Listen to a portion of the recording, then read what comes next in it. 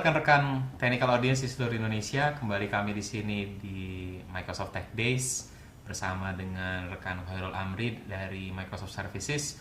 Kita masih mendiskusikan mengenai SQL Server 2012 Denali yang akan menjadi produk baru dari Microsoft. Mungkin rekan-rekan juga sudah mencobanya, dan kali ini kami akan membicarakan mengenai feature terakhir dari SQL Server 2012 yang bisa kami sampaikan sekarang. Silakan rekan Khairul. Oke, terima kasih. Oke, jadi dalam sesi terakhir ini kita akan berdiskusi tentang performance improvement dalam hal data warehousing. Oke.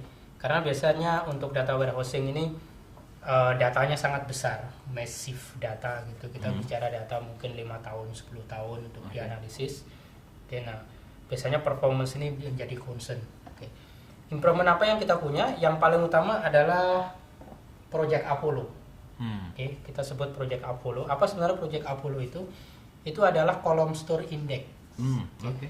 Jadi selama ini indeks itu kan disimpannya seperti tabel gitu ya. Ada kolom, terus ada row, terus simpan di situ, terus mungkin di sorting, tergantung dia cluster atau non cluster ya. Kalau non cluster nggak di sort, kalau cluster di sort seperti itu.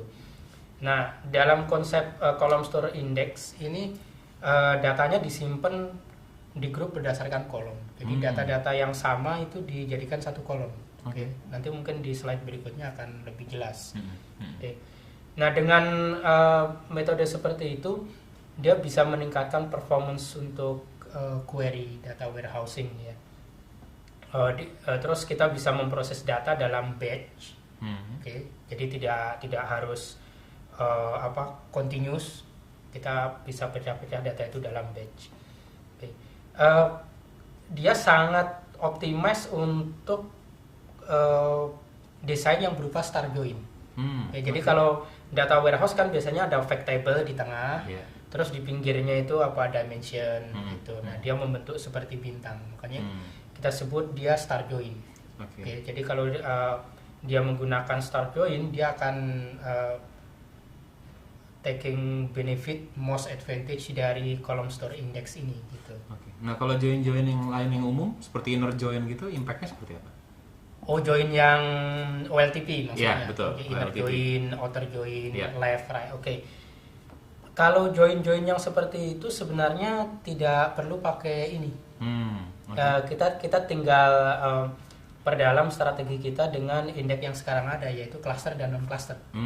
Ketiga tinggal bermain di level itu cluster. Jadi kalau sistem kita itu OLTP, ya pilihan indeks kita adalah cluster dan non cluster.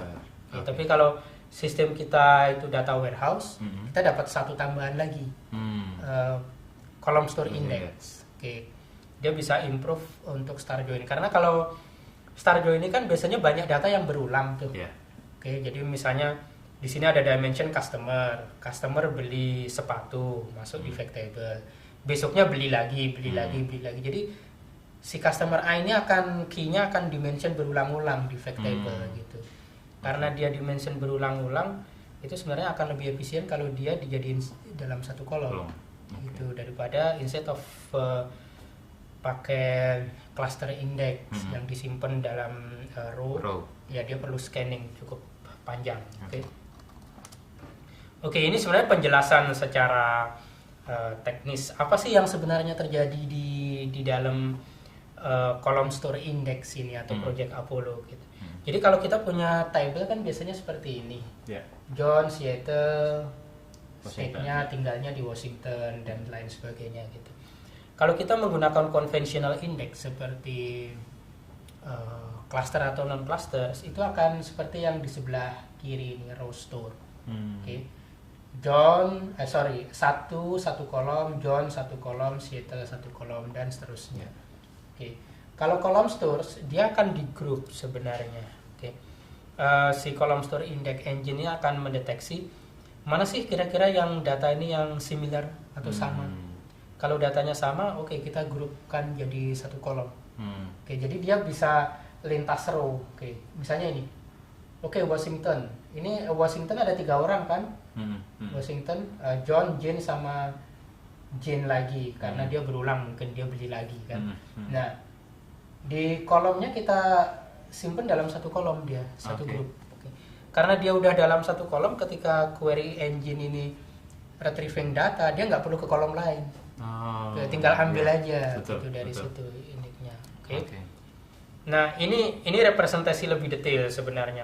Jadi ini ada kolom 1, 2, 3 sampai kolom 6. Nah, satu grup ini, satu kolom ini kita sebut segmen. Kan kolom ini bisa panjang sekali ya. Kolom ini isinya bisa jutaan rows.